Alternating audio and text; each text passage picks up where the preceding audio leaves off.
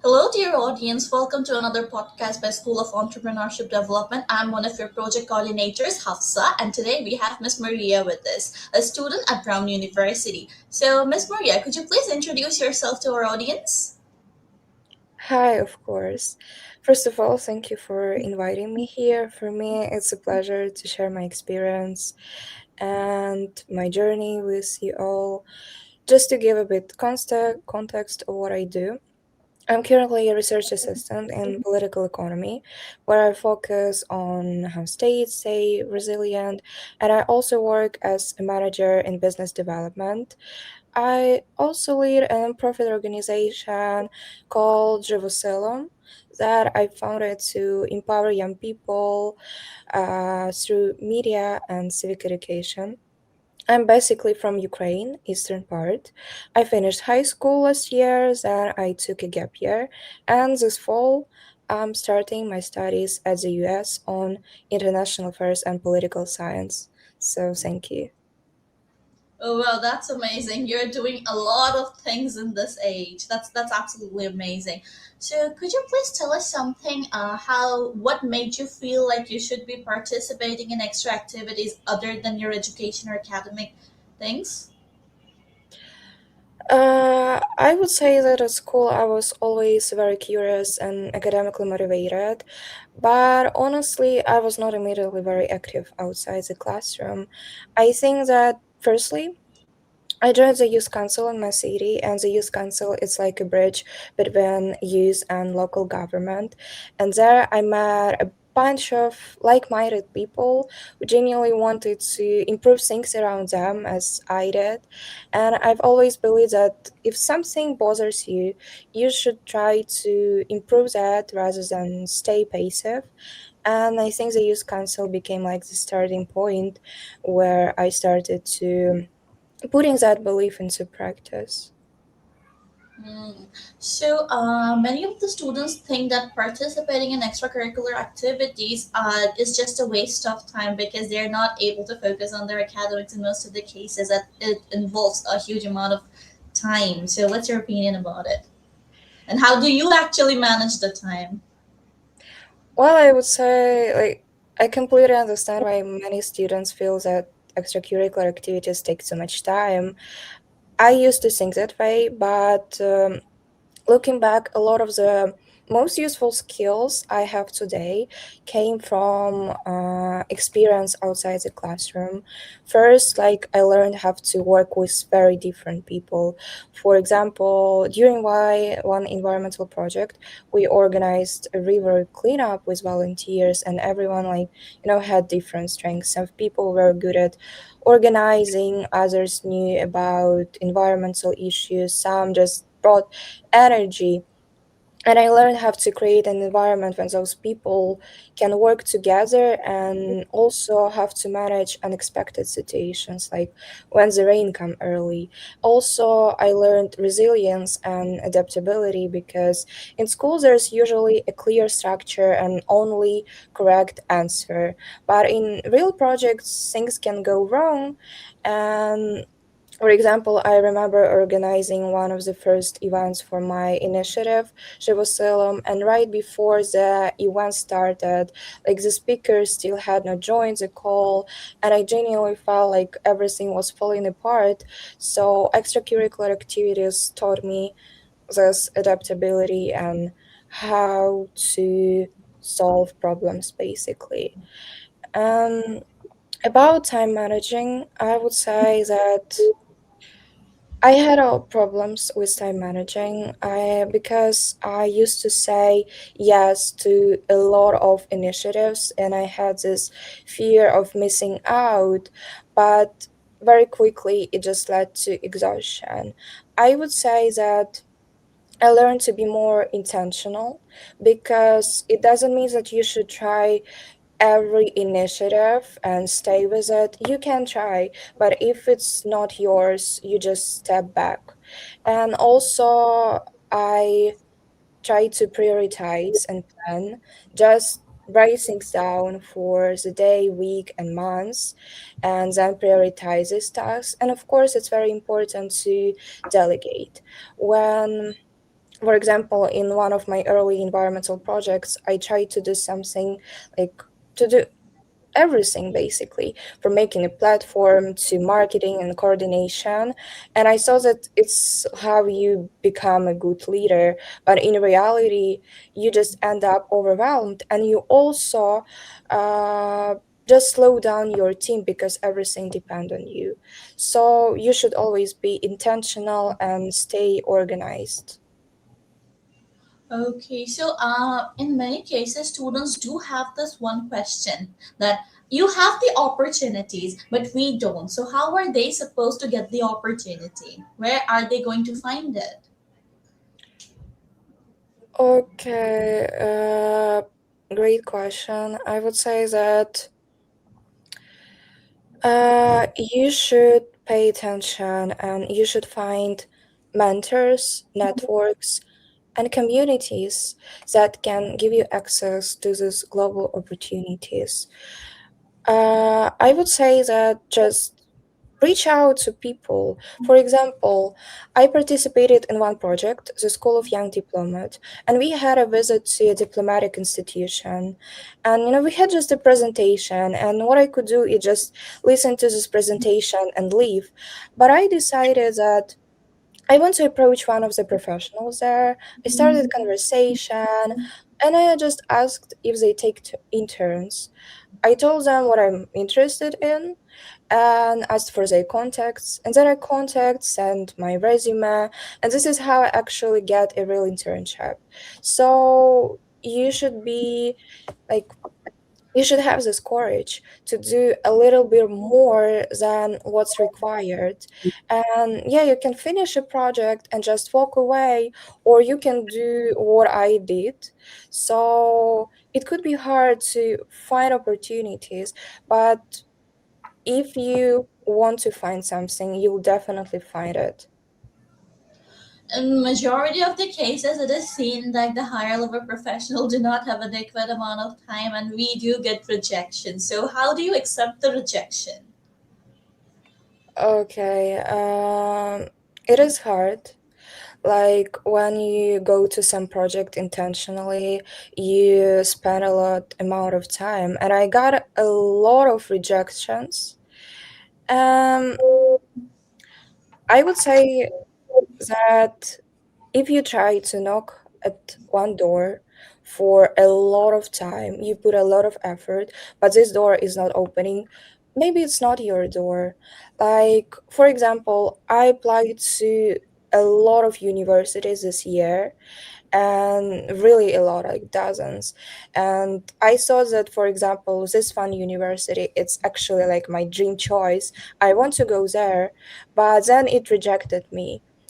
And rejection is redirection, basically. So if it's not yours, probably for this exactly time in your life, it's not something that would suit like your possibilities, opportunities in the future. So rejection is redirection. If you get rejected, maybe try to apply next year, next season, or try to find another opportunity. Rethink if this project actually was so important for you. Okay, so there are a lot of people who just become a passive member of different clubs and communities. They don't work; they are just a member on name. So, would you like to say to them? Is it all right, or should a person actually engage? How the things actually differ? Mhm. As I said before, the biggest difference is intentionality. Like, yeah, a lot of students just join clubs just to check a box, and if you don't know why you're there, you won't gain anything. Like, the students who actually grow are the ones who treat every event as an open door and not just like can sit in the room. So I would say if you're in the club, you pay and you stay passive.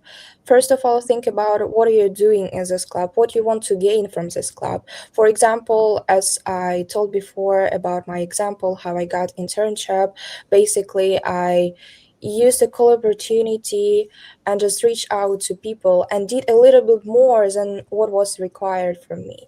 For example, if you have a project and you're responsible for one part, but remember that you always can initiate something in the project. You can do something yourself, you can reach out to people, ask what is needed more, but always start and think about it, like what actually you want to gain from it, and then think about what you can do with it.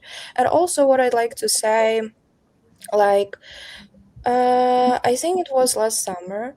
I wanted to make a research, but I didn't have this opportunity at school.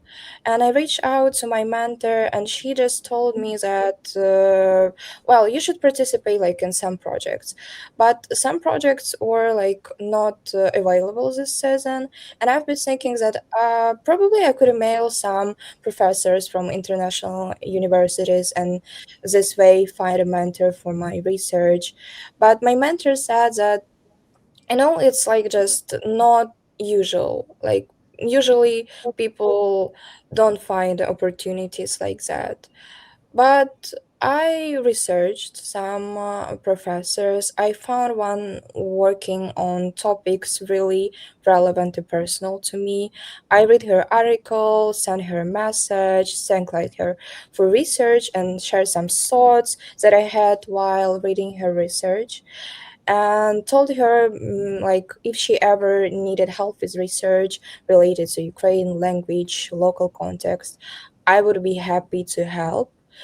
And I didn't expect much from it, but the next day she replied and told me that she was actually looking for a research assistant. Um, I should mention that before her, I wrote a lot of other professors and they didn't reply, so you should be really patient. But what I'm talking about is that if someone tells you that it's basically it, but you know that you can do something more than what is required, and it's okay, so just do that more and try. Okay, that's amazing. So, coming from Ukraine during a challenging global context, how did community engagement and youth leadership help you to develop your sense of responsibility? Okay, so when the war started, it was like a pure chaos. It was really hard and it felt like everything was falling apart and you feel very small in the middle of it. And the sense of responsibility was very overwhelming for me back then. But now I realized that even the smallest task I was doing, like organizing basic help or supporting a neighbor, could literally be life saving. And there was no small work anymore, like everything mattered.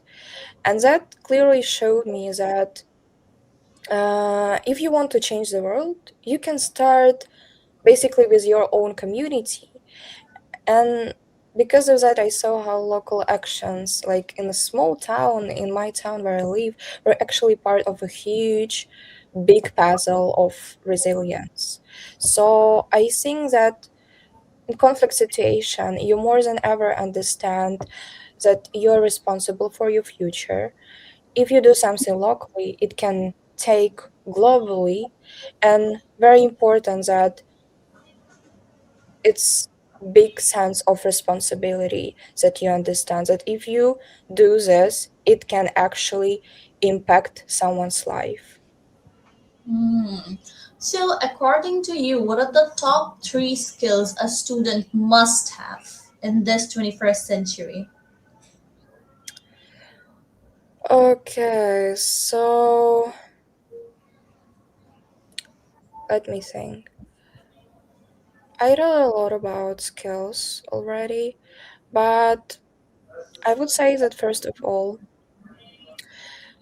um it's learning how to talk to anyone, because and this is something volunteering can give you or any other opportunity.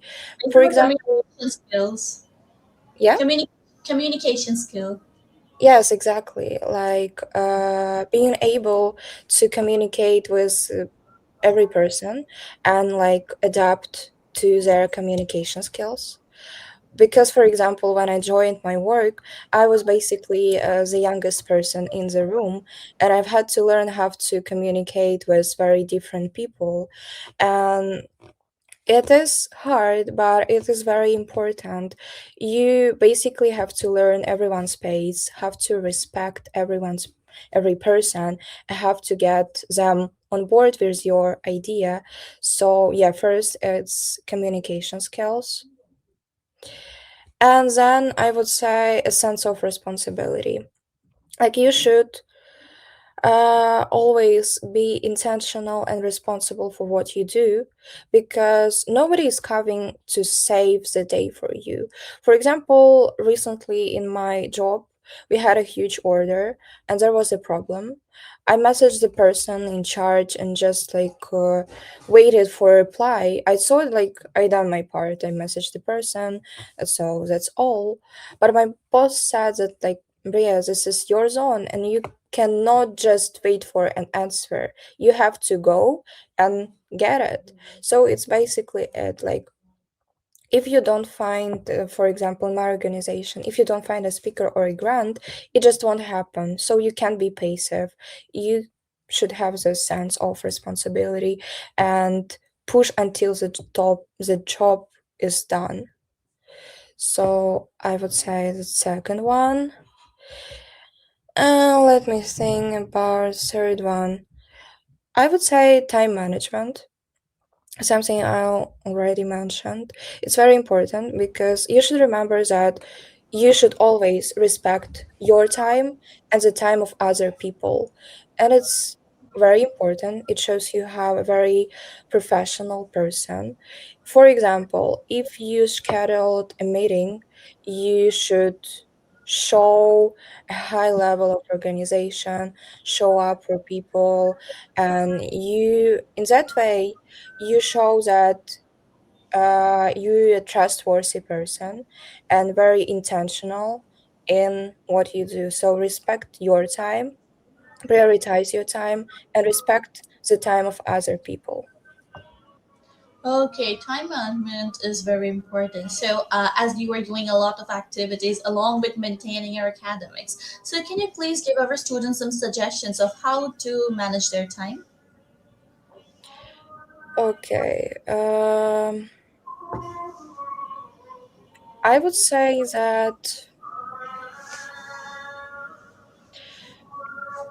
so, like, first of all, you should prioritize just basically what I said before. You should plan, like basically have a planner, a simple planner, and write tasks like by day, by the week, by the month, and try to prioritize them. Like, if you're having something more important, start with that, because I often had the situation when I had a lot of tasks and I decided to start something like very simple but not really important for me, and then I end up in the evening did only this one task, and then I have another ones which were really important but I did not do them. So start with your priorities and plan. And then I would also say that don't take much on yourself. Sometimes you can feel stress, you can be overwhelmed, and you should remember that even tiny steps are actually still steps and they are very important. So I had a mentor that told me to basically put in my calendar like an hour or two simply to rest. So if you have a very packed schedule, maybe think about it. Just schedule some time to rest because it's very important. I used to work all the time without basically rest or time for myself, and I end up being just very overwhelmed and not willing to do like anything. So yeah, remember about that. Okay, that was amazing. So, my last question for you is, There are a lot of viewers who think that I am just an ordinary student. What would you like to tell them that how can actually being a volunteer or how can actually these extracurricular activities make them be the leader? Yeah. You know, just like a few days ago, someone messaged me saying, like, Maria, I feel like I started too late. Like, I did one project and now I'm stuck, and what do I do? And I get this message, and my answer was like, it's never too late to start, first of all. There's no perfect timeline for leadership. And if someone tells you that you've reached your limit, but you decide that you know you can do more, just go for it. Like, don't let someone else's ceiling be your floor, because it's no, not how it is. And my biggest advice also is to start local. Like, you don't need to go to global NGO on day one. You can look for a problem in your own university or in your city and try to fix it. And that's how you build your leadership muscle, let's say. And also, don't be afraid to reach out to people, to find people who are doing what you dream of, and just message them, ask for advice, share your ideas, and stay curious.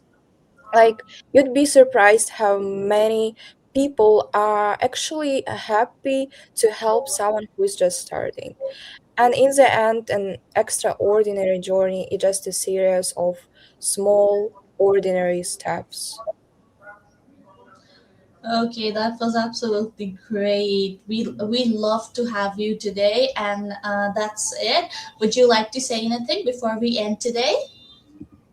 No, I think I just like to add that I'm very grateful to be here today to share my experience. And don't be afraid to reach out to me if you have any other questions or you ever need help. We will definitely reach out to you. Okay, dear audience. So today we are done with our amazing session. Thank you so much, Miss Maria,